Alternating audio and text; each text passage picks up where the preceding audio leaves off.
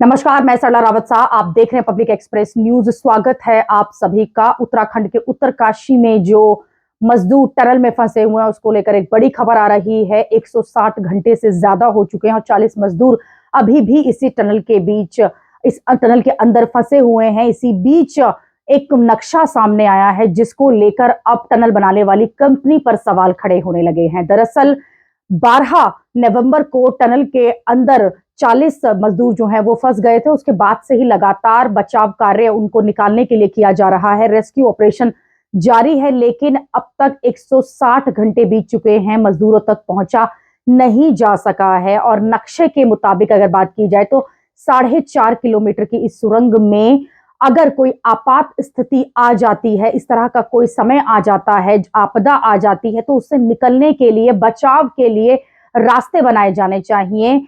इसका आना बनना था, लेकिन वो बनाया नहीं गया है। और अब नक्शा आने के बाद प्रशासन और खास तौर पर ये सुरंग, ये टनल बनाने वाली कंपनी के काम पर सवाल उठने लगे हैं। पहले भी सवाल उठाए जा रहे थे कि आखिरकार सुरक्षा मेजर्स जो हैं, सिक्योरिटी मेजर्स, उनका पालन क्यों नहीं किया गया। परिवार से लेकर आसपास के जो लोग हैं, साथ ही मजदूर जो हैं, वो लगातार सवाल उठा रहे हैं कि प्रशासन ने काम में देरी करी, रेस्क्यू ऑपरेशन में देरी हुई। और जिस तरह से लगातार अब लूपहोल्स निकल कर आ रहे हैं, ये नक्शा कहीं ना कहीं अब एक बड़ा सवाल खड़ा कर रहा है। साथ ही जब इस तरह की सुरंग टनल्स बनाई जाती हैं तो 3 किलोमीटर से ज्यादा की अगर सुरंग बनाई जाती है तो आपदा के लिए, यानी कि अगर कुछ इस तरह की घटनाएं भविष्य में हो तो पहले से ही बचाव के लिए, तैयारी के लिए भी काम किया जाता है। लेकिन 4.5 किलोमीटर की इस सुरंग में ऐसा कुछ भी नहीं किया गया था। और अब शनिवार को बताया जा रहा है देर रात की सुरंग के अंदर से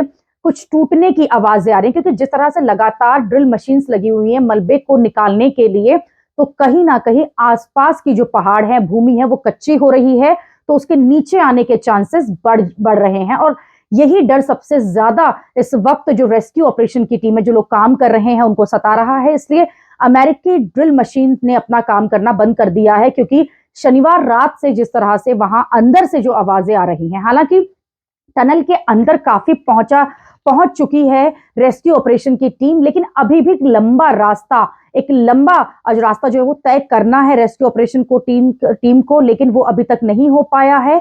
और उम्मीदें जो है लगातार परिवार की, साथ ही मजदूरों की और रेस्क्यू ऑपरेशन की भी कम होती जा रही है। लगातार काम जो है वो जारी है, ऑक्सीजन पहुंचाने का काम भी जारी है, लेकिन सवाल अब उस नक्शे की वजह से भी खड़ा हो गया है कि आखिरकार सुरक्षा मेजर्स जो हैं उनका पालन इस तरह के कामों में क्यों नहीं किया जाता है, उसको सीरियसली क्यों नहीं लिया जाता है, और क्यों किसी मजदूर या किसी की जान से इस तरह से सीधा सीधा खिलवाड़ किया जाता है।